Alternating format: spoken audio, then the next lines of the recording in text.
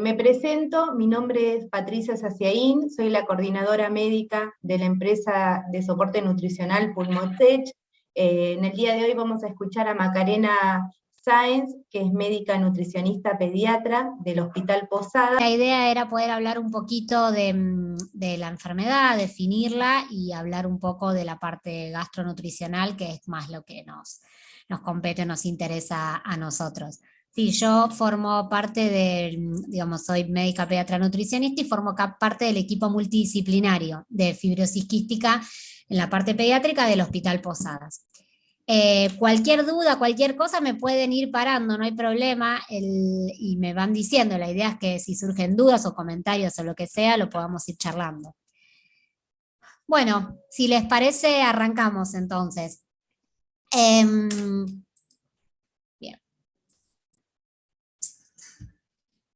Bueno, la idea al principio era un poquito definir qué es la fibrosis quística, ¿sí?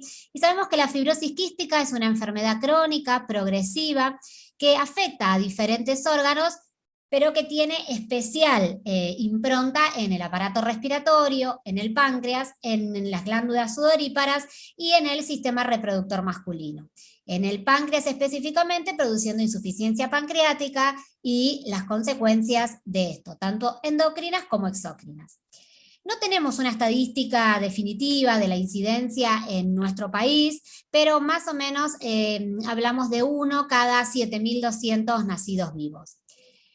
Y es una enfermedad crónica y progresiva, pero de carácter génica, ¿sí? Es una enfermedad de herencia autosómica recesiva, o sea, que necesitamos la expresión de 2 genes para que la enfermedad realmente tenga relevancia clínica, y se da por una mutación en el brazo largo del cromosoma 7, que en realidad lo que contiene este gen es la información para la producción de una proteína de membrana que regula el intercambio de electrolitos, que llamamos CFTR, ¿sí? Y la anomalía justamente en el transporte de los electrolitos, principalmente en el transporte del cloro, es lo que caracteriza a esta enfermedad.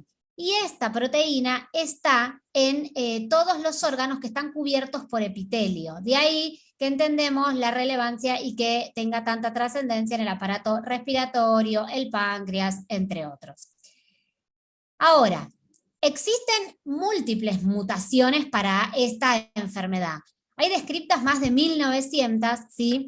Pero la realidad es que el 60% en nuestro país de los pacientes tienen una mutación característica que es la delta F508, y le sigue en frecuencia alrededor del 5% la G542X. O sea que con esas 2 mutaciones, nos quedan 1897 afuera, tenemos el 65% de nuestra población. Como vamos a ver un poquito más adelante, es importante lo de la mutación génica, porque con los nuevos tratamientos, estos tratamientos varían de acuerdo a la mutación genética que tenga el paciente. Y para hacerlo rápido y claro, acá les muestro un gráfico en el que se ve este CFTR, ¿sí? Esta proteína. En el primero tenemos esta proteína normal, es un canal de cloro, la proteína se produce en el núcleo, va por el retículo, llega a la membrana celular y ahí hace el intercambio de cloro. Entonces, tenemos 6 tipos de mutaciones, ¿sí? Las 3 primeras, que son las formas más graves, tenemos desde la forma en la que no hay síntesis, o la síntesis está, pero está bloqueado el procesamiento, o está bloqueada la regulación. En los 3 la funcionalidad es muy baja, y son las formas que tienen las formas de presentación más graves, ¿sí? Y lamentablemente, como dijimos antes, la delta F508 y la G542X forman parte de este tipo de mutación. O sea que más del 60% de nuestra población tiene formas graves. Y en los otros 3 grupos, que es el grupo 4, 5 y 6, lo que vemos es que hay proteína que puede estar reducida la vida media, reducida la síntesis, la conducción, pero existe funcionalidad y eso hace justamente que las formas de clínicas sean generalmente más leves, ¿sí? Bien, y por ejemplo del G117H dentro de la forma 5, que es una forma más leve, que es la típica del adulto, del adulto con esterilidad, ¿sí? Por eso la llaman la de los urólogos, porque en realidad es la que está generalmente asociada a la azoospermia. Bueno, bien, entonces, sabemos que la definimos, es una enfermedad crónica, progresiva, génica. Ya sabemos de qué se trata. Ahora lo que vamos a intentar es llegar al diagnóstico de esta enfermedad, ¿sí? Entonces vamos a tener algunos criterios clínicos y los estudios de laboratorio que son los que me van a confirmar la enfermedad. Entonces, en cuanto a las características clínicas, lo que está claramente afectado es el aparato respiratorio, o sea, el compromiso sinopulmonar crónico, ¿sí? Sino porque desde pólipos, digamos, en la vía respiratoria alta, hasta el gran compromiso del aparato respiratorio pulmonar, que es lo que marca la evolución de la enfermedad y es lo que marca muchas veces la mortalidad. Lo que más nos compete a nosotros, que tiene que ver con las anomalías gastrointestinales o las anomalías nutricionales, la verdad que son bastante variables, ¿sí? En la etapa neonatal tenemos el iño meconial, después les voy a comentar dos cositas de estos para que sepan de qué se trata, la ictericia prolongada. Lo que vemos más frecuentemente es la malabsorción y la esteatorrea por insuficiencia pancreática, como dijimos antes. Formas menos comunes, pero que hay que pensarla, como el prolapso rectal. Nosotros tenemos una niña de 6 años que se llegó al diagnóstico a esa edad, ahora es más grande, por prolapsos rectal reiterados. Después, litiasis biliar sin otras causas, cirrosis o hipertensión pulmonar, fibrosis pulmonar, la pancreatitis, que hay que pensarla en los pacientes que son suficientes pancreáticos, ¿sí? Y después tenemos, falla de crecimiento asociada principalmente a la malabsorción y a la esteatorrea, la diabetes asociada a la fibrosis quística, que vamos a ver que es diferente capaz a la diabetes tradicional, y un síndrome que es el de anemia, edemas y hipoalbuminemia, que se dan en los nenes pequeños por lo general y que muchas veces es confundido con una sepsis. ¿Qué otras cosas nos tienen que hacer pensar un poco en fibrosis quística? El síndrome de pérdida de sal, ¿sí? Generalmente estos pacientes pueden presentar una alcalosis metabólica hipoclorémica, es la forma de presentación característica, y es más frecuente que esto se dé en el verano por la sudoración excesiva. La azoospermia con ausencia de conductos deferentes, ya les dije que hoy, por suerte, ya hace varios años que en los equipos de fertilidad se piensa, ¿sí? Y se estudia al varón azoospermico para descartar fibrosis quística. Obviamente algún familiar cercano o hermano, ya que dijimos que era de carácter génico, ¿sí? Y el sabor salado en el sudor, esto es bastante característico, es muy claro, estos chicos son salados. Nosotros tenemos una paciente que las hermanas le decían saladix porque le daban besos y decía que era salada, y específicamente con un niño en particular que el papá insistía que era muy salado y había googleado, y al final al año y pico la pediatra le insistió y le hizo el test del sudor y fue positivo. Así que también es un signo clínico bastante característico. Entonces, todo esto es la clínica que nos puede hacer pensar en un paciente con fibrosis quística, pero realmente el diagnóstico es de laboratorio, ¿sí? Y vamos desde el inicio, la pesquisa neonatal. Esta es de suma importancia. ¿Por qué? Porque nos ha permitido diagnosticar en forma precoz a niños asintomáticos. ¿Y eso qué nos lleva? A iniciar el tratamiento en forma oportuna y disminuir la morbimortalidad. ¿A qué le llamamos la pesquisa neonatal? Lo que generalmente se conoce como el FEI, ¿sí? Es sangre que se saca en un papel desecante entre el primero y el 7º día de vida, ¿sí? Y es para diferentes determinaciones. A nosotros para esto lo que nos importa es la tripsina inmunoreactiva, el TIR, ¿sí? También se descarta fenilcetonuria, hipotiroidismo, entre otras. Entonces, cuando nosotros tenemos un TIR patológico, o sea, un TIR alterado, hay que pedir una segunda muestra, que lo que es importante de esto es que sea dentro del primer mes de vida, porque esta tripsina después desciende a los valores, desciende sus valores, y después del mes de vida nos puede dar falsos negativos y el niño será un paciente fibroquístico. Y esto nos pasa bastante frecuente, que hacen en la primera pesquisa, que se hace entre el primero y el segundo día, da positivo, y después hasta que localizan el paciente, generalmente las pesquisas no se hacen en el mismo lugar que el paciente nace, llega después del mes, le sacan sangre, es negativo y dicen, no me quedo tranquilo. No, siempre tiene que ser dentro del primer mes la segunda muestra, ¿sí? Y una cosa importante de esto también es que es una pesquisa, ¿sí? Esto me orienta, pero puede tener tanto falsos positivos como falsos negativos, ¿sí? Entonces, en un niño que tiene 2 TIR positivos, o sea, una pesquisa neonatal patológica, hay que implementar los otros métodos diagnósticos. Esto es orientativo, ¿sí? La pesquisa neonatal obligatoria para fibrosis quística en realidad por ley tiene muchos años en nuestro país, es del año 94, ¿sí? Pero la verdad es que lo que hemos visto es que recién en los últimos 15, 20 años es que el TIR forma parte de la pesquisa. Antes nada más era para hipotiroidismo congénito y fenilcetonuria. Bueno, perfecto. Entonces, primera cosa de laboratorio en el momento en el que el paciente nace. Esto se hace a todos los niños en nuestro país, ¿sí? Pero esto nos orienta. Ahora después tenemos que confirmar esta enfermedad. Entonces, para confirmar la enfermedad, tenemos diferentes estudios. El gold estándar que nos sigue sirviendo y que sigue siendo el que nos va a ayudar es el test del sudor, ¿sí? El test del sudor, en realidad, ustedes tienen que tener idea que el valor, digamos, mayor a 60, como dice acá el cuadro, ¿sí?, es diagnóstico de enfermedad. Todos test del sudor mayor a 60 son diagnóstico de enfermedad. Ahora, hay valores intermedios que van a variar la relevancia del mismo según el niño sea menor de 6 meses o mayor de 6 meses, ¿sí? Sí sabemos que en los menores de 6 meses consideramos normal cuando es menor o igual a 29. Entre 30 y 59 son test del sudor intermedios, ¿sí?, y mayor a 60 positivos. En cambio, cuando es mayor de 6 meses cambia de 29 a 39, ¿sí? ¿Cómo se hace el test del sudor? Básicamente lo que se hace es sudar al niño, ¿sí?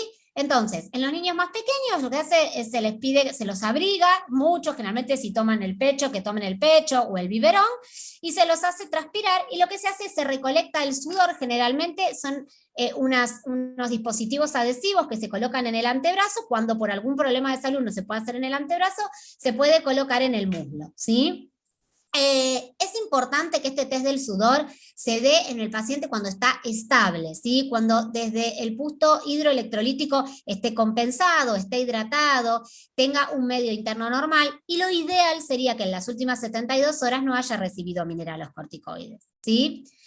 Y además, el paciente tendría que tener por lo menos más de 2 kilos de peso y más de 2 semanas. ¿Sí? En niños muy graves se puede hacer antes de las 2 semanas, pero sus resultados pueden ser falsos negativos. ¿Sí? Entonces, nosotros tenemos un test del sudor patológico mayor a 60 y lo debemos repetir siempre para confirmar. Necesitamos 2 test del sudor positivos para confirmar la enfermedad.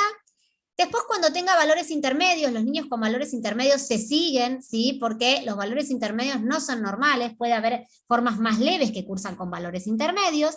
Y cuando lo repetimos, cuando a pesar de tener un test del sudor negativo, la evolución clínica nos hace pensar que este paciente puede llegar a tener una fibrosis quística. Entonces, el primer test diagnóstico que nos sirve para llegar a confirmar es el test del sudor. Ahora, 2 cositas más y rápidas, no me voy a detener demasiado en esto.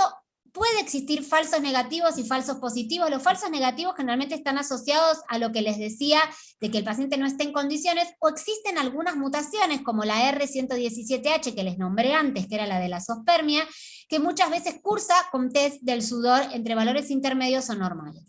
Y después hay cosas raras que pueden dar test del sudor patológico sin ser fibrosis quística. Les dejo acá, hay un cuadro largo, pero nada, hay algunas glucogenosis o mucopolisacaridosis, pero para que ustedes sepan que existen también algunos casos de falsos positivos, ¿sí? Bueno, perfecto. Entonces, tenemos la primera forma, que era a través del test del sudor, y si no, dijimos que esta es una patología genética. Entonces, a nuestros pacientes tenemos que hacerle el estudio genético para determinar qué mutación de esta proteína que dijimos antes del CFTR tiene nuestro paciente, ¿sí? Y aparte porque puede tener alguna forma de presentación que curse con test del sudor negativo, ¿sí? La realidad es que no tenemos kit que midan las 1900 mutaciones. Los kits que contamos comerciales en nuestro país miden alrededor de 50. Con eso, la verdad que llegamos al 75% de nuestros pacientes tienen el diagnóstico génico de la enfermedad, ¿sí? Pero dos cosas con respecto a esto. Un estudio genético negativo no me descarta la enfermedad, porque sabemos que hay muchísimas mutaciones que pueden presentar la enfermedad. Entonces, si el paciente tiene un estudio genético negativo, puede ser que tenga alguna de las mutaciones que no llegamos a nosotros hoy a poder determinar, ¿sí? Y a su vez, otra cosa muy importante es que, como era autosómica recesiva, necesito la detección de 2 alelos mutados, ¿sí? No me sirve un solo alelo, para tener el diagnóstico de certeza, ¿sí? Perfecto. Y después, 2 segundos les voy a nombrar esto, porque el potencial de membrana era algo que se usaba más antes, que realmente sirve para hacer el diagnóstico de fibrosis quística. En nuestro país hay un único lugar donde se hace, porque es bastante engorrosa la técnica, y en realidad, nada, es muy dependiente de la persona que lo produce, ¿sí? Pero se los digo, ¿por qué? Porque para confirmar para la enfermedad, la forma es o con 2 test del sudor positivo, o con 2 mutaciones del CFTR, o con la demostración del diferencial de potencial nasal transepitelial anormal, ¿sí? Entonces, cuando tengo cualquiera de estas cosas, tengo confirmada la enfermedad, ¿sí?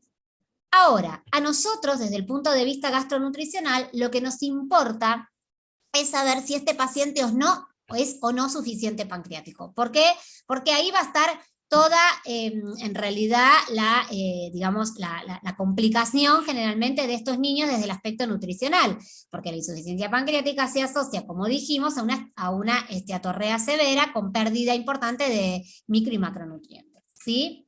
Entonces, ¿cómo hacemos para determinar que el paciente tiene una insuficiencia pancreática? Lo primero que tenemos que determinar es que el paciente tiene mala absorción, ¿sí? Para la mala absorción lo que usamos es la prueba de Van de Kamme, que es la recolección de materia fecal en 48 horas, en 72 horas, perdón, y lo que mide es el porcentaje de grasa que se excreta, ¿sí? Si yo tengo una prueba de Van de Kamme positiva, lo que yo sé es que mi paciente tiene una mala absorción. Ahora, la mala absorción puede ser porque el intestino esté afectado, como puede pasar, por ejemplo, en una enfermedad celíaca, porque esté el hígado afectado, ¿sí? En una insuficiencia hepática de cualquier causa, ¿sí? O porque esté afectado el páncreas. A nosotros lo que nos sirve es saber que el páncreas está afectado. Para saber que esta malabsorción, esta esteatorrea, es de causa pancreática, tengo 2 opciones, o la quimiotripsina en materia fecal o la elastasa pancreática en materia fecal. Lo que usamos en la clínica y en la práctica es la elastasa en materia fecal. ¿Por qué no la quimiotripsina? Porque en realidad es la determinación cuantitativa de esta enzima, pero el paciente no puede estar recibiendo tratamiento con suplementación enzimática, que ya vamos a ver que se indica desde un inicio. Entonces es muy engorroso. Si yo tengo un paciente que ya inició tratamiento, tendría que suspenderle la medicación, ¿sí? En cambio, la elastasa en materia fecal también es una proteasa específica que se sintetiza en las células del páncreas y que comienza, digamos, a tener valores normales del adulto a partir de las 2 semanas, y que se puede medir por método de ELISA sin suspender el tratamiento enzimático. Y la insuficiencia pancreática puede ser, digamos, el valor es normal por encima de 200. Entre 100 y 200 tenemos una insuficiencia pancreática de leve a moderada, y menor a 100 en la elastasa es una insuficiencia pancreática grave.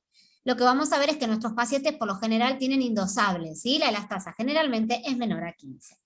Entonces, hasta acá yo ya llegué, cómo hice el diagnóstico para la enfermedad y cómo, a su vez, determiné si este paciente es suficiente pancreático o no es suficiente pancreático.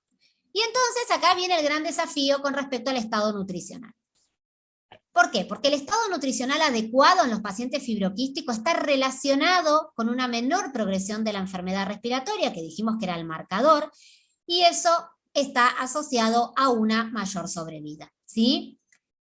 Ahora, esto es algo que es muy importante, que todos los que hacemos fibrosis quística remarcamos. En realidad no existirían razones desde la genética, digamos, para aceptar que el déficit nutricional es parte de la enfermedad, ¿sí? ¿Por qué? Porque ese genotipo no codifica ni para talla baja, ni para pubertad retrasada, ni para fallo de crecimiento. El problema de nuestros pacientes es que tienen una nutrición insuficiente, un aumento importante del requerimiento calórico, y por eso generalmente llevan a la desnutrición. La verdad que en los últimos 10 años hemos mejorado muchísimo en este aspecto y ya vemos muchos pacientes, la gran mayoría de nuestros pacientes, nosotros tenemos en este momento 50 pacientes aproximadamente en seguimiento, pediátricos, y la desnutrición es menor al 5%. Es más, tenemos pacientes obesos, la obesidad está en todos lados. Pero bueno, la verdad es que el 5% igual nos preocupa, ¿sí? Y además hay periodos en los que los pacientes se desnutren, ¿sí? Por eso es importante que estemos atentos a esto, ¿sí? Estos pacientes, como dijimos, tienen mayor gasto, por lo tanto van a requerir del 120 al 100%, al 150 del RDI, con un aporte en grasas que tratamos de que no supere el 30%. Hasta hace unos años se hablaban de dietas hipergrasas, con un 40% se llegó a dar. Hoy en día vemos que no ha traído demasiados beneficios, así que se usan dietas en el cual el aporte de calorías a través de las grasas sean entre el 25 y el 30%. Perfecto, entonces, para lograr este estado nutricional adecuado voy a necesitar de dos cosas. Voy a necesitar de manejar la insuficiencia pancreática para poder absorber y además un aporte adecuado. Entonces, para manejar la insuficiencia pancreática contamos en nuestro país con enzimas pancreáticas. Las que tenemos disponibles en el mercado van de concentraciones que van desde 4.000 a 25.000. Básicamente hay dos marcas, ¿sí? Y dos tipos, que son las pancreolipasas de Techfire, que esas las cápsulas van de 4.000, 12 y 20.000, y después las Creon, que son las lipasas, que van de 10.000 y 25.000, ¿sí? Y en realidad son microesferas que están cubiertas por una cápsula entérica, ¿sí? Es importante saber que los gránulos se inactivan con la exposición solar, con el calor y con la humedad, ¿sí? Por eso es importante conservar en buen estado las enzimas pancreáticas, ¿sí?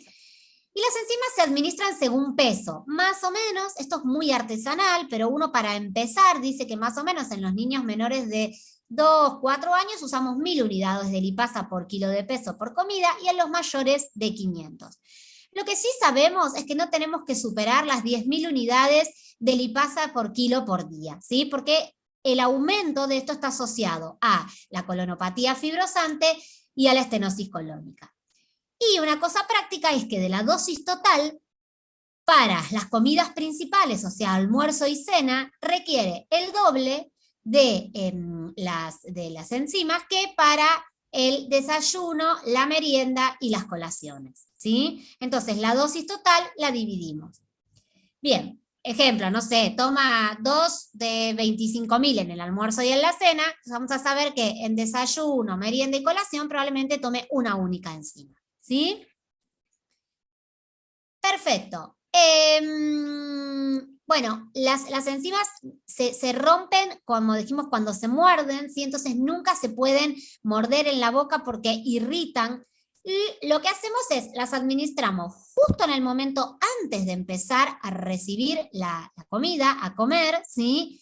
Con agua o con algún alimento no graso, ¿sí? Por ejemplo, los niños pequeños que tienen que abrir las cápsulas estas y tienen que los gránulos, digamos, contar gránulos y administrarle gránulos, que es bastante complejo, se los hacemos poner o en una manzana rallada o en mermelada, en una cucharita, y ahí se pegan los gránulos. Porque si yo lo doy con algo graso, por ejemplo, se lo doy con el biberón, con la leche, no sirve, se activa ahí y no cumple su función, ¿sí? Además, saber, y esto es más para los niños más grandes o para los adultos, que el tiempo de efectividad es de alrededor de 30 a 40 minutos, ¿sí? Entonces, si ya una persona sabe que va a tener una ingesta muy prolongada, qué sé yo, no sé, se juntan a comer, y sabe que va a haber plato, qué sé yo, picada primero, el plato principal, la cena, el postre, lo que le decimos es que tome la mitad de la dosis al inicio y la mitad en la otra mitad, a la mitad de las comidas, más o menos, ¿sí? Y otra cosa muy importante es que las enzimas no pueden pasarse ni por sonda nasogástrica ni por gastrostomía. ¿Por qué? Porque en realidad los gránulos quedan pegados a la sonda, no pasa por el festón que tiene la sonda, y entonces no tienen efectividad, ¿sí? Cuando el paciente está gravemente enfermo y está internado y no tiene la vía oral, digamos, adecuada como para poder recibir las enzimas, lo que se hace es se indica algún goteo continuo de alguna fórmula alta en TCM para evitar la utilización de las enzimas. Por ejemplo, un paciente internado en terapia, ¿sí? Bueno, perfecto. Entonces, hasta acá, con esto podemos suplementar la parte del déficit, digamos, de la insuficiencia pancreática. Ahora, para conservar esta nutrición adecuada, necesitamos tener intervenciones nutricionales, ¿sí? Entonces, lo primero que hacemos con todos los pacientes es el análisis exhaustivo de la dieta, ¿sí? En estos pacientes tienen que hacer una dieta general, hipercalórica, como dijimos, con 6 ingestas diarias. O sea, desayuno, almuerzo, merienda y cena y 2 colaciones. Entonces, lo primero que tenemos que hacer es trabajar ahí, reforzar, ¿sí?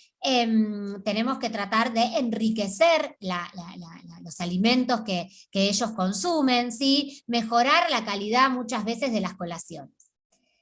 Si no logramos este primer objetivo con la dieta general, lo que vamos a seguir en el escalón son los suplementos orales, ¿sí?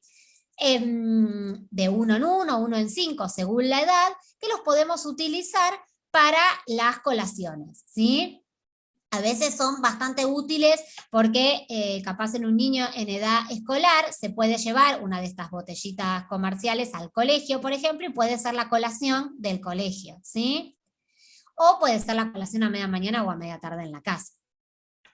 Ahora, cuando a pesar de esto no logramos mejorar el estado nutricional, sí o sí vamos a tener que buscar técnicas un poco más invasivas, como es la alimentación enteral, ¿sí? Entonces, lo primero que usamos son sondas nasogástricas. La verdad es que decimos que deberían ser usadas por periodos cortos, según lo que dice el consenso argentino de la Sociedad Argentina de Pediatría sobre fibrosis quística, menos de 3 meses. En la práctica esto se hace bastante complejo, porque si uno va a usar, dice, más de 3 meses continuo, uno debería indicar una gastrostomía. Estamos intentando, cada vez lo estamos haciendo en forma más precoz, pero bueno, nosotros en particular tenemos los problemas de todos los hospitales, por ejemplo en invierno, que en pandemia no se reservan camas para hacer gastrostomía, entonces se prolonga bastante, ¿sí? Y siempre que vamos a usar una sonda prolongada, tratar de que sean siliconadas, ¿sí? Bien. Ahora, si vamos a necesitar del soporte más de 3 meses en forma continua, lo ideal sería realizar gastrostomía, preferentemente por vía percutánea endoscópica, ¿sí? La verdad que tienen mucha mejor evolución, estos pacientes generalmente no tienen malformaciones asociadas, ¿sí? Pero bueno, antes siempre de indicar la colocación de un botón de gastrostomía, hay que evaluar la existencia de reflujo gastroesofágico. Generalmente la evaluación la hacen en forma clínica y si por la clínica surgen anormalidades, en realidad se deben estudiar con métodos específicos como por ejemplo la pH-metría. Es importante definir esto antes de realizar una gastrostomía, porque muchas veces la gastrostomía, cuando hay una lesión esofágica por reflujo, no debería ser por vía percutánea. Perfecto. Entonces, llegamos digamos, desde la parte más simple hasta la parte más compleja, digamos, ¿sí? Y ahora bien, ¿qué le pongo al paciente? Ya le puse la sonda o la gastrostomía, ¿qué le pongo? ¿Sí? A ver, en los pacientes que están claramente graves, desnutridos, con una malnutrición importante, lo que se recomienda son las fórmulas hidrolizadas, ¿sí? Hidrolizados parciales o extensos, con TCM, o las fórmulas específicas para fibroquísticos, que las fórmulas específicas para fibroquísticos en este momento no hay en nuestro país. Se comercializó durante algunos años una fórmula llamada Sistilac, que lo que tenía era mayor cantidad de triglicéridos de cadena media y mayor sal, y mayor cantidad de calorías, ¿sí? Era ideal para estos pacientes, no tenemos. Hoy por hoy, al paciente que está gravemente desnutrido, usamos una fórmula hidrolizada con triglicéridos de cadena media, ¿sí?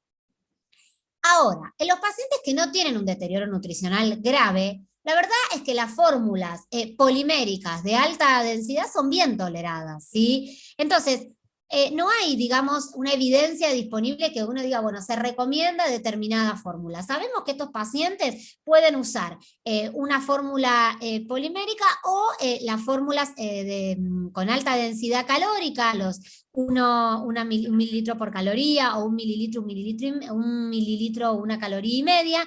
La verdad que son muy bien toleradas y son una forma de aportar buena cantidad de calorías y de nutrientes en estos niños que requieren, piensen, entre 120 y 150 del RDI.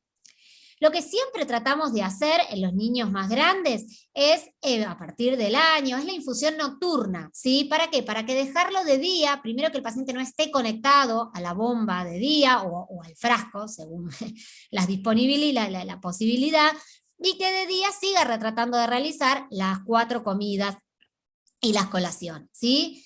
Y le dejamos un aporte con más o menos, alrededor de 100 calorías por kilo nocturno y el resto de día. Le sacamos un poco el peso al paciente de que tenga que estar comiendo para recuperar calorías, más que piense que son chicos que generalmente están con moco, con tos, con taquipnea, entonces cuesta la alimentación, ¿sí? ¿Y cómo vamos a administrar generalmente las enzimas en estos pacientes cuando le ponemos la infusión nocturna? Lo que hacemos es, ponemos al inicio, ¿sí? A la mitad y al finalizar. Y antes, esto es muy importante para que ustedes también lo sepan y puedan estar atentos, es que antes de iniciar la nutrición enteral, hay que hacer una evaluación de la glucemia, ¿sí? Antes y al colocar la enteral, y después en forma mensual. Uno lo que puede hacer es en la mitad de la infusión o al final o cuando esta termina, determinar, hacer un valor de glucemia y ver si no tiene valores mayores a 200. ¿Para qué? Para diagnosticar la diabetes asociada a la fibrosis quística, que la diabetes asociada a la fibrosis quística no cursa generalmente con hiperglucemia en ayunas. Estos pacientes lo que no toleran son el exceso de los hidratos de carbono, ¿sí? Entonces, generalmente en ayunas tienen valores normales y cuando están expuestos a una sobrecarga de hidratos es cuando no tienen la suficiente insulina para responder, ni insulina ni glucagón, porque le faltan las dos cosas a estos pacientes, y entonces ahí es cuando hacen los disparos en la glucemia con glucemias mayores a 200. Bueno, bien, entonces, hasta acá vimos qué fórmulas ponerles, cómo mejorar, cómo ayudar para mejorar la insuficiencia pancreática. Y una cosa que es importante, pensemos que estos niños, o sea, tienen mala absorción. Entonces, lo que son las vitaminas liposolubles, A, D, E y K, hay que suplementarlas, ¿sí? Porque como pierden grasa, por más que tengan las enzimas pancreáticas, igual son pacientes que pierden grasa, ¿sí? Entonces, siempre deben estar suplementados. Acá están las dosis más o menos para que tengan ustedes una idea, muchos de ustedes deben saber, y contamos en el mercado con 2 medicamentos, que es el Adevit y el Deca Plus, que cubren ampliamente con estos requerimientos, ¿sí? Es más, de vitamina A, los dos tienen alrededor entre 17.000 y 18.000 unidades, ¿sí? De vitamina D, los dos tienen el que tiene un poco menos es el Adevit, que tiene alrededor de 800, el otro tiene 2000, ¿sí? De la E es de lo que nos quedamos cortos, porque ninguno de los dos llega a tener, tienen 150 o 100, entonces la E la suplementamos aparte, y la K la verdad que sí, tienen más de 500 ambos preparados. Entonces generalmente le damos uno de esos más una vitamina E aparte. Bueno, perfecto. Entonces, hasta acá, cómo suplementamos y cuál es la indicación nutricional. Rápidamente repasar un poquito las manifestaciones gastrointestinales, porque es importante que estemos atentos a esto, ¿sí? El reflujo está muy asociado en estos pacientes, por eso decíamos que había que evaluarlo antes de iniciar la nutrición enteral. Después, a nivel del páncreas, dijimos, o bien la insuficiencia pancreática con mala absorción, o la diabetes asociada a la fibrosis quística, o las pancreatitis. Recuerden que generalmente es en pacientes que son suficientes pancreáticos, ¿sí? Después, a nivel intestinal, está asociado a la esteatorrea por la insuficiencia pancreática, y aparte lo que dijimos del prolapso rectal, ¿sí? De la constipación y el síndrome de Dios, que ahora les voy a nombrar dos cositas porque son bastante particulares, ¿sí? A nivel del hígado podemos tener desde esteatosis hepática hasta una hiperplasia nodular focal y una cirrosis hepática que pueda llegar a requerir el trasplante hepático. Y a nivel de la vía biliar, no olvidarnos de la ictericia prolongada neonatal, muchas veces tienen colestasis y cirrosis biliar. Dos palabritas quería comentarle de la constipación, porque es una manifestación que está bastante frecuente y el abordaje es diferente al de la constipación funcional, ¿sí? Porque si bien tenemos que interrogar sobre la dieta y sobre la dosis de las enzimas, ¿sí?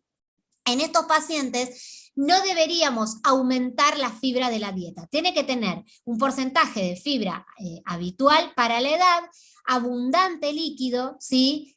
En realidad se usan directamente laxantes como el polietilenglicol, ¿sí? Con una dieta, como les decía, con importante líquido y con la fibra acorde a la edad, ¿sí? Y saber que las enzimas pancreáticas no producen constipación. Esto era algo que era muy frecuente y antes era bastante habitual que le bajaban, le modificaban la dosis de las enzimas y no mejoraban. Y en realidad las enzimas pancreáticas no producirían la constipación, sino que van más a la fibrosis colónica que decíamos antes cuando están excesivas, ¿sí? Pero no habría que modificarla. Sí, al revés, muchas veces la dosis insuficiente de las enzimas pancreáticas predispone, porque en realidad esta materia fecal espesa se impacta en el hipocondrio izquierdo y es eso lo que, o queda impactada en el intestino, y es eso lo que produce la constipación. Así que generalmente está más asociada a una dosis insuficiente de enzimas que a una dosis suficiente. Y dos cositas del Dios, del síndrome de obstrucción intestinal distal. ¿Por qué? Porque es un cuadro suboclusivo, aparece una masa palpable, es bastante característica en el hipocondrio derecho, y por acumulación, como les decía, de esta materia fecal espesa, que generalmente está asociada a suspensión de enzimas o a una mala utilización de las enzimas, ¿sí? Y en estos pacientes, por lo general, o sea, se coloca como todo paciente suboclusivo, una sonda nasogástrica abierta, digamos, es importante que tengan una hidratación abundante y se tratan, al igual que el otro, con el polietilenglicol, ¿sí? O también se puede usar N-acetilcisteína, ¿sí?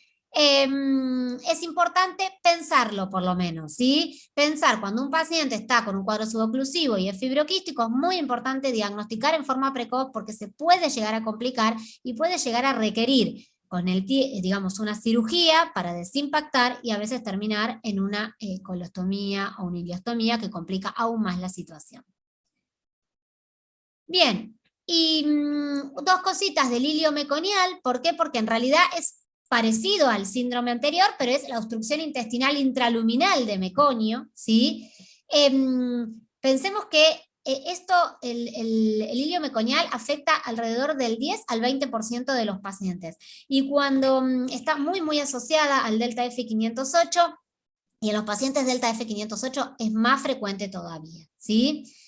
Y en realidad se podría hacer hasta el diagnóstico prenatal de esto, ¿sí? ¿Por qué? Porque en realidad podríamos ver imágenes hipericogénicas en el hilio terminal intraútero que podrían llegar a hacer sospechar del hilio meconial. Muchas veces el hilio meconial es la forma por la que nos consultan, antes todavía de tener la tripsina inmunoreactiva, cuando ven un hilio meconial, la verdad es que nos consultan por sospecha de fibrosis quística. Y es importante el diagnóstico temprano, porque cuando se complican y requieren ya lo mismo que en el anterior, la intervención quirúrgica, o sea, los hilios meconiales complicados, la morbimortalidad asciende notablemente. Esto es una placa de un hilio meconial, ¿sí? Generalmente lo típico es que no hay eliminación de meconio en las primeras 48 horas, tiene una distensión abdominal muy importante con un débito bilioso, ¿sí? Lo que vemos acá en las imágenes son características, dice, las burbujas en vidrio esmerilado, ¿sí? Lo que les decía antes, ¿sí? Hay que tratar de que no se complique, ¿sí? Hay que tratar de iniciar precozmente el tratamiento para evitar el tratamiento quirúrgico, que agrega mucha morbimortalidad. Y una cosa más es que generalmente cuando los pacientes cursan con ilio meconial, la tripsina inmunorreactiva, o sea, el TIR es normal. Entonces, no nos descarta ni nos ayuda mucho, nos orienta para la enfermedad, ¿sí? Un par de cositas de la diabetes asociada a la fibrosis quística, porque esto es importante para todos los que estamos al cuidado de los pacientes y para los que hacemos la parte nutricional. En realidad, lo que generalmente se hace a los pacientes después de los 10 años o antes, si hay síntomas o empeoramiento respiratorio que no se justifique con caída de la función pulmonar, con la que no se aíslen gérmenes, o hay empeoramiento nutricional sin una causa que lo justifique, antes de los 10 años se puede hacer, y si no, a partir de los 10 años. Y en realidad, como les dije antes, por lo general estos pacientes no cursan con una hiperglucemia en ayuno. Entonces es importante poder hacer las curvas de tolerancia oral a la glucosa con los puntos intermedios, ¿sí? Con 0, por lo menos 0, 60 y 120, lo ideal sería hacer 0, 30, 60, 90 y 120, ¿sí? Con dosajes en todos esos puntos intermedios de glucemia. ¿Por qué? Porque tenemos diferentes categorías de la alteración de los metabolismos de los hidratos de carbono en la fibrosis quística, y acá rápidamente se los nombro porque es importante pensarlo, ¿sí? Un paciente que no tiene ninguna alteración es aquel que tiene una tolerancia normal, o sea, menor a 100 en ayunas, menor a 140 a las 2 horas, ¿sí? La alteración de la glucemia en ayunas, esto lo vemos poco frecuente, ¿sí? Pero es cuando tiene mayor a 100, pero hasta 125, o sea, no mayor o igual a 126, porque ahí ya tendríamos la glucemia plasmática en ayunas elevada, con 2 determinaciones haríamos diagnóstico de diabetes. No es lo que vemos generalmente. Lo que nosotros vemos generalmente son estos 3, las indeterminadas, la intolerancia o la diabetes con hiperglucemia en ayunas. Entonces, lo que habitualmente encontramos es las formas indeterminadas, o sea, que tienen, cuando inician la curva, menor a 100. En los puntos intermedios, por eso es importante, tenemos valores mayores a 200, ¿sí? Generalmente lo vemos a los 60 y 90 minutos. Pero cuando llega a las 2 horas, generalmente es menor a 140, o sea, no es tan intolerantes, ¿sí? ¿Por qué es importante esto? Porque cuando yo tengo estas curvas indeterminadas, no tendría que esperar a hacerla una vez por año. Tendría que repetir a los 4 o 6 meses la curva para hacer detección precoz, porque de las formas indeterminadas pasamos a la intolerancia, ¿sí? La intolerancia es como en todos los pacientes, cuando a las 2 horas tienen mayor a 140. Y es lo que generalmente vemos en la etapa, la evolución es esa, indeterminada, intolerancia, y después sí, bueno, la diabetes sin hiperglucemias, que es lo que vemos, con glucemias en ayunas menores a 120, ¿sí? Y glucemia después de las 2 horas mayores a 200. Esta, la diabetes sin hiperglucemia en ayunas, es la forma clásica de presentación en los pacientes fibroquísticos, y generalmente no hacen la cetoacidosis diabética habitual del paciente pediátrico, no, generalmente es por hallazgo que haciendo la pesquisa que se llega al diagnóstico. Bueno, les quería contar 2 cositas de esto porque también me parece que es interesante saber que esto existe. Esto ha cambiado la evolución claramente de la enfermedad, y son los moduladores del CFTR. El CFTR, como decíamos, era la proteína esta que es la que tienen alterada, ¿sí? En realidad, estas terapias lo que hacen es, aunque uno no lo crea, son pastillitas que toma el paciente, y lo que hacen es, digamos, mejoran el mal funcionamiento del canal, ¿sí?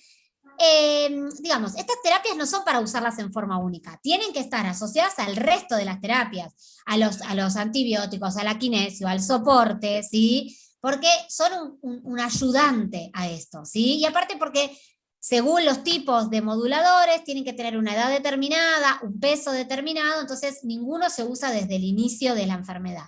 Los más pequeños son a partir de los 2 años, la gran mayoría es a partir de los 6, y muchos necesitan un peso para la dosis completa, un peso mayor a 25 kilos.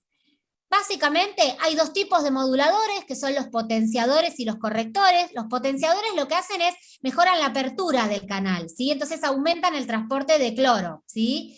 Y los El típico de ese es el ivacaftor. Si ustedes tienen pacientes con fibrosis quística, van a ver que la gran mayoría han empezado a utilizar estos moduladores. Y de los moduladores, el otro tipo, cuando no es el potenciador, es el corrector, que son el lumacaftor y el tezacaftor, que lo que hacen es mejorar el tráfico intracelular de la proteína, desde el retículo hacia la membrana, ¿sí? La indicación de estos potenciadores, tanto del potenciador como del corrector, depende del tipo de mutación que tiene el paciente. Por eso es importante el estudio génico, porque de acuerdo a eso va a ser el tratamiento que requiera. La verdad es que ha cambiado la vida de estos pacientes, la sobrevida es súper importante. La realidad es que nosotros tenemos el paciente, la paciente que bueno, ya pasó a adultos, que más tiempo hace que lo usa, es de hace 3 años, era una paciente que estaba con insulina, con una diabetes asociada a la fibrosis quística, con pruebas funcionales respiratorias bastante empeoradas. La verdad es una paciente que dejó de usar insulina, tiene pruebas funcionales respiratorias normales. La verdad que es muy, muy, muy alentador, ¿sí? Ha cambiado totalmente la evolución de la enfermedad. Y para nosotros, para lo gastronutricional, mejora muchísimo el peso y es notorio la mejora. Y es importante que ustedes sepan que los moduladores siempre se dan con una comida grasa, ¿sí? Así que nunca pueden, generalmente los indican o con la cena o con el almuerzo y tienen que tener una importante cantidad de grasa para su correcta absorción, ¿sí? Bueno, y un poco para terminar y después escucharlos a ustedes, les quería contar una paciente nuestra, porque me parece que acá lo nutricional es bastante relevante y claro. Es una nena que actualmente tiene 6 años, fue una nena de término, peso adecuado, que tuvo una pesquisa neonatal positiva, en una única oportunidad elevada, pero a los 2 meses de vida, por esa pesquisa elevada, se le hicieron los test del sudor. Ven los dos mayores a 60, de 89 y de 76. Entonces, llegamos al diagnóstico, con eso vamos a ver si es suficiente pancreático o no, para ver si tenemos que suplementarla o no. Se le hace una elastasa en materia fecal, que es menor a 15, y se le hace el estudio molecular, esto un poquito más adelante, hará unos 3 años, 4 años atrás, para saber qué tipo de mutación tiene, para después plantearle el tratamiento con el modulador, ¿sí? Y esta niña es homocigota, o sea que los dos alelos son iguales, tiene delta F508 y delta F508. Esta niña la verdad tuvo un diagnóstico bastante precoz, porque la verdad que desde los 3 meses que está con tratamiento, la verdad que los primeros 3 años de vida tenía muchas intercurrencias respiratorias, que requerían varias de ellas internación, y en algunas de esas tuvimos que hacer soporte por sonda nasogástrica, pero la verdad es que era porque estaba con bastante, digamos, dificultad respiratoria, o había caído mucho su peso por la exacerbación, pero la verdad es que le retirábamos el soporte al egreso porque recuperaba muy bien. Durante el 4.º año de vida, que le agarra pandemia, COVID, digamos, no tienen años COVID, pero fue la pandemia del 2020, en realidad sigue con compromisos respiratorios importantes, pero además empieza a tener un deterioro en el peso. Empezamos a ver en forma exhaustiva la dieta, con las 4 comidas. Ella no llegaba a hacer 2 colaciones porque era una niña pequeña. Entonces usamos en una de esas colaciones un suplemento nutricional de 1 mililitro por caloría. Pero la verdad es que no logramos la mejora deseada. La verdad es que, insisto, en pandemia fue bastante difícil el seguimiento, pero bueno, nosotros con los pacientes más graves, los primeros meses no, pero después los veíamos en forma presencial. Pero bueno, la verdad que a los 5 años decidimos iniciar el soporte enteral nocturno con un hidrolizado proteico parcial con triglicéridos de cadena media. Le pusimos 1 litro nocturno por sonda y después 250 en el desayuno y 250 en la merienda.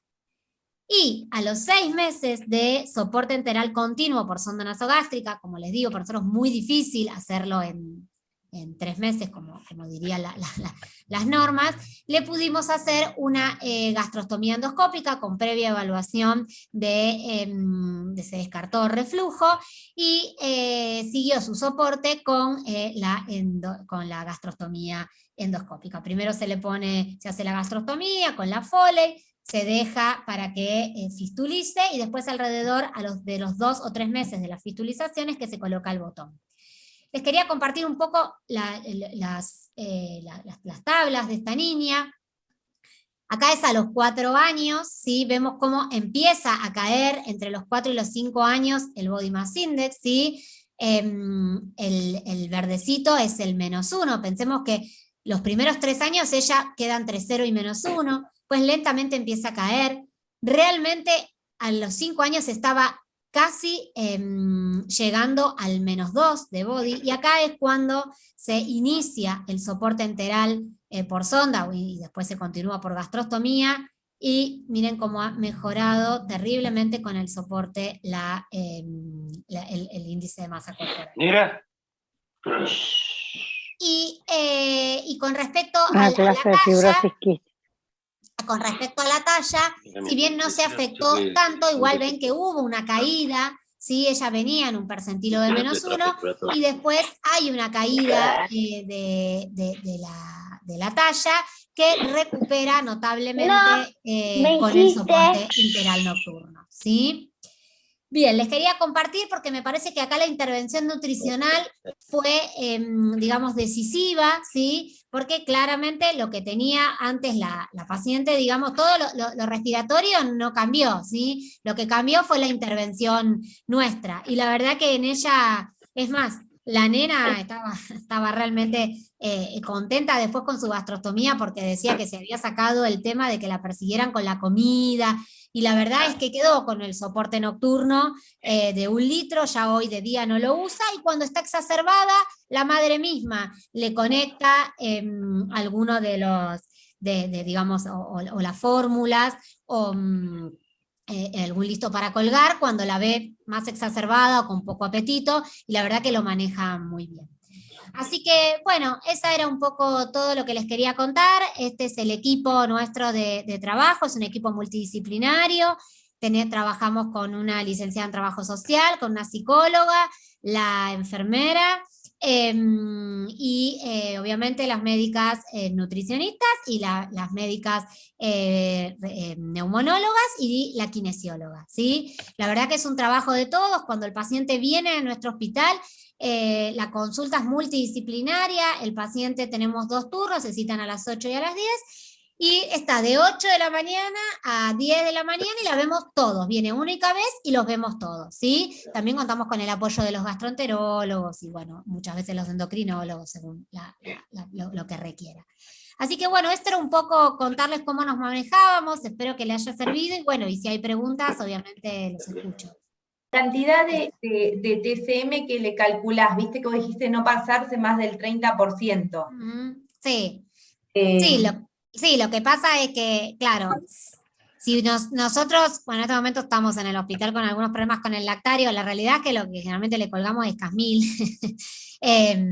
porque bueno, no nos cuesta mucho poder regular eso, y la verdad que lo toleran bien, porque el tema del TCM es porque vos no necesitas, digamos, de la enzima para absorberlo. Entonces, para evitar la esteatorrea, es que tratamos de usar fórmulas que tengan TCM. La verdad es que cuando el paciente está grave, se pasa del 30% de TCM, y en ese contexto no preocupa, porque yo necesito que absorba algo de grasa y no le voy a poder pasar enzimas. Entonces, lo del 30% lo respeto, digamos, para cuando tengo un paciente que está de domiciliario, o, bueno, o internado, pero que puede recibir enzimas. Cuando no puede recibir enzimas, le ponemos un goteo continuo, y ahí ya se desbalancea lo del TCM, porque, bueno, no, es lo que tenemos, y es lo que mejor va a absorber. Aparte, el goteo continuo, la verdad es que es lo que mejor absorbe. El TCM que no puedes usar enzimas. Claro, y el TCM usás porque saltea la vía enterohepática. Claro, tal cual.